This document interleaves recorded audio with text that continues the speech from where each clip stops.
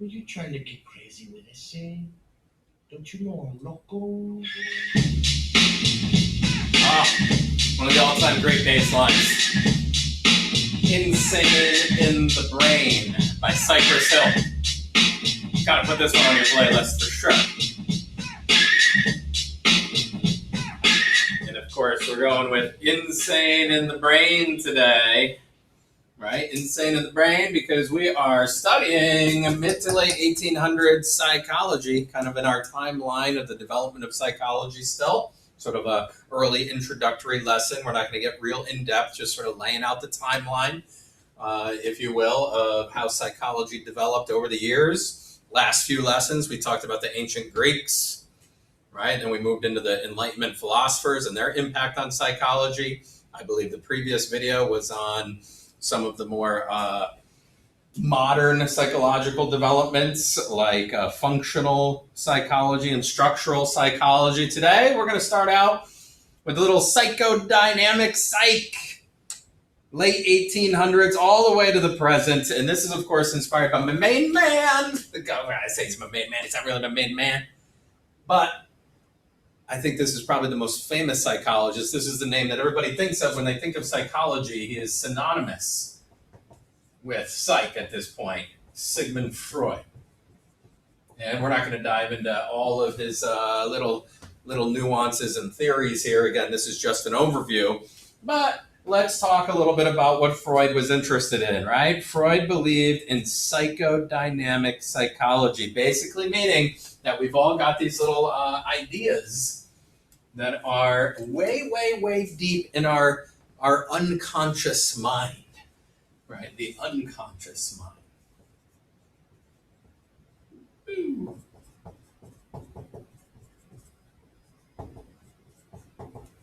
And these thoughts and these feelings are buried very, very deep in the unconscious mind of ours. And so if you want to think of it almost like a buried memory, perhaps from our childhood, from a time period back even before we really can remember. We have these buried thoughts and ideas and experiences from our childhood.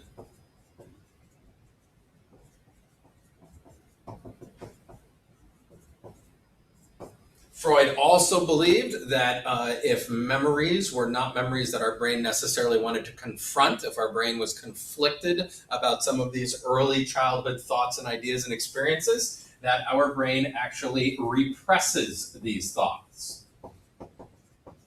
Means it buries these thoughts even further into the unconscious mind. It is not something that we easily recollect. We do not have memory recall of these moments.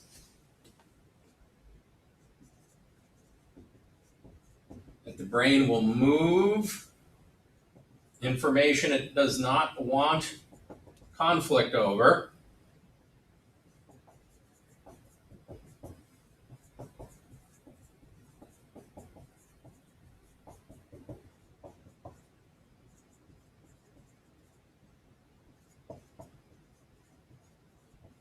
Into areas where we will do not have memory recall. So, as far as what we want to get across in this lesson, let's talk a little bit about the iceberg analogy. I think that's the easiest thing that we can draw on the board, right? This idea that the human mind, Sigmund Freud would probably say the human mind is a little bit like an iceberg. Kind of looks like a mountain. I need some water, don't I? That just looks like a mountain. I got to get some blue water on the board. Here it is. It was just right in my pocket, of course. I repressed the memory of putting that marker in my pocket for some reason.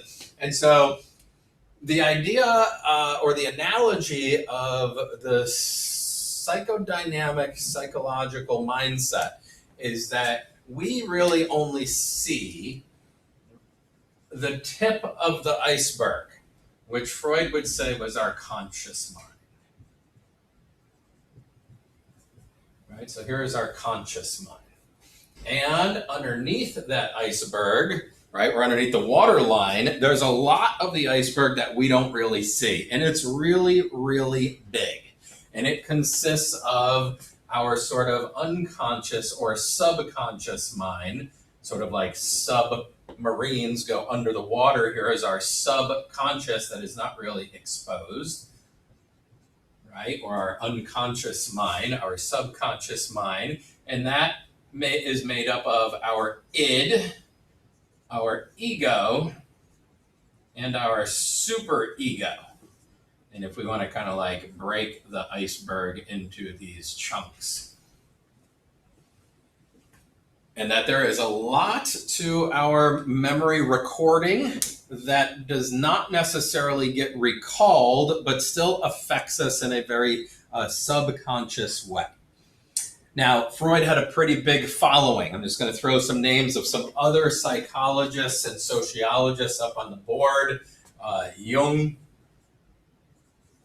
Horney, right? Just to name a few. These were sort of followers that extended off this psychodynamic approach and examined it further. Adler and Erickson, I guess we should throw up there as well. And as we get further into the course, we'll probably come across these names again. All right, so there's Sigmund Freud with this idea of the buried subconscious mind, the part of our brain functioning that we don't necessarily see that really has a big impact on our behavior. Behaviorism, speaking of behavior, behaviorism is another sort of branch of psychology that developed in the mid to late 1800s. Behaviorism is probably most famously known for, again, we talk about like Freud being super famous, a name that everybody recognizes. Here's another one, Ivan Pavlov. And of course, we probably recognize that name Pavlov from the famous Pavlov dog experiment, which I think we even mentioned in an earlier Psych video when we watched that clip from The Office that I got copyright infringement notices about, right? Putting that clip of Jim pranking Dwight with a Pavlov dog experience. We're going to summarize, rather than like sort of learning specifically about the Pavlov dog experiment again, we're going to try and re-summarize Pavlov's finding. He believed that the mind was a black box. And it's fitting that I have the black marker in my hand because I can draw a black box. And the idea was that we don't know what goes on inside the human mind, right? And especially back in the 1800s, before MRI machines and CAT scans and all this fancy medical equipment that we have now, we're getting better at understanding what happens in the human mind. But Pavlov believed that the mind was more like a black box. And together with his partner, John Watson, they basically said, we're never going to know what's going on inside the black box, but we do know the stimulus that goes on outside the black box. So we don't know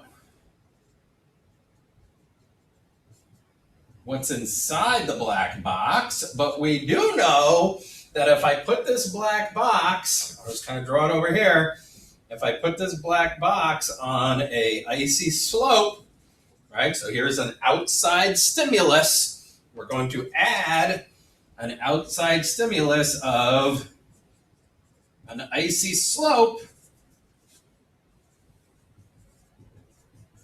So here's my outside stimuli. This icy slope, which I can't spell icy. What's going to happen to the black box? By adding outside stimulus, I now know that the black box is going to slide down this icy slope. So I don't know what's going on inside the black box, but I do know how the black box responds to outside stimuli. And if I know how the black box responds to outside stimuli, then that allows me to understand that there are certain expectations that when certain stimuli present themselves to the human brain, there will be certain results. Okay? Here is an outside stimuli. The result is the black box is going to slide down. So let's kind of like translate back to the Pavlov dog experiment that we already know about, right? We don't know what's going on inside that dog's mind, but we do know that it salivates when presented with food, and that you can condition by adding outside stimuli, you can condition the brain to behave a certain way that is very, very expected. Okay? So, hold on. Let me think about how I want to word this real quick. So, the idea is, do we have free will? Pavlov would say. Right? Is there free will of the human mind? Pavlov would say, no. Right? We don't have free will. The black box can't just decide, oh, I'm not sliding down the slippery slope here. Right? The black box doesn't have that decision. All it does is react to outside stimuli. Right? Expectation stimuli are going to lead to specific results.